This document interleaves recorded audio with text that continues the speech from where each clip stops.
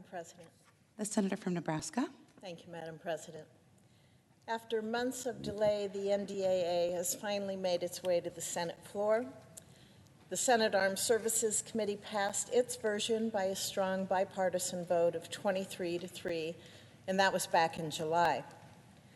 As a member of the Armed Services Committee since my first day here in the Senate, I've been proud to help draft this bill each year since 2013, and I was honored to play a part in drafting the bill this year. First and foremost, the 2022 NDAA takes care of the greatest asset America has, our men and women in uniform. It supports a well-deserved pay raise for members of the military, and it reauthorizes important special pays and bonuses. Keeping faith with our all-volunteer forces is essential so that our military men and women are able to focus on combating the threats that our nation faces abroad. You don't have to look far to see the threats that I'm talking about. Vladimir Putin has placed nearly 100,000 Russian troops right on Russia's border with Ukraine, essentially posturing to invade a sovereign country. China continues to make shocking progress in developing new types of weapons. The chairman of the Joint Chiefs of Staff said that China's recent test of a fractional orbital bombardment system was very close to, quote, a Sputnik moment. This new missile could potentially carry a nuclear warhead anywhere in the world, and it was specifically designed to evade United States defenses.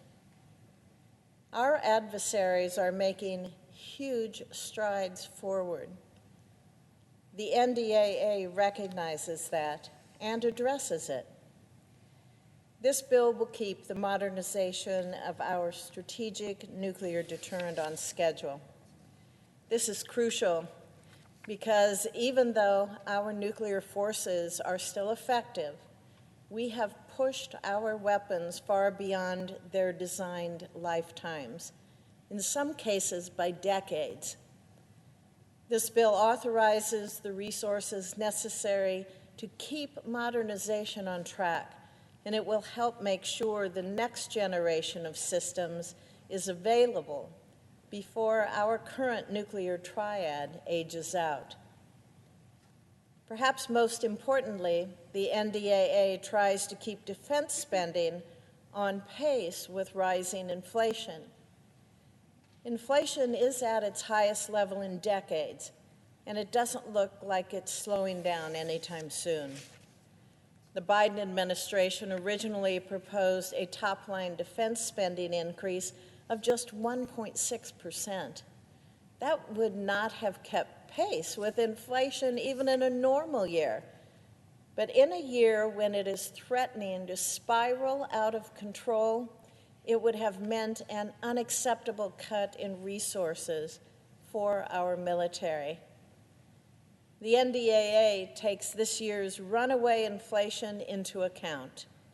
It offers an increase of $25 billion on top of President Biden's proposal, and we came together across party lines to agree to that because it is what our military needs. At the risk of stating the obvious, the NDAA is about investing in our national defense. It's in the name, the National Defense Authorization Act. But every state contributes in its own way to that national goal. And I'm proud to say that this bill will bring some major wins to Nebraska, which has a long and rich military history.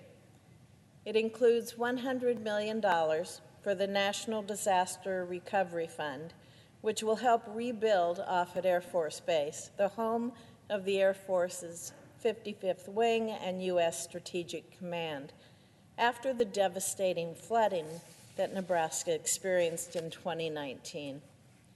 And it recognizes how critical the 55th Wing is to our nation's intelligence, surveillance, and reconnaissance capabilities. Their missions take them all over the world, but they are proudly based in my state of Nebraska. Madam President, the men and women who wear American military uniforms are part of the best fighting force the world has ever known. Our job here in Congress is to give them what they need, and this year's NDAA does just that. Thank you, Madam President. I yield the floor.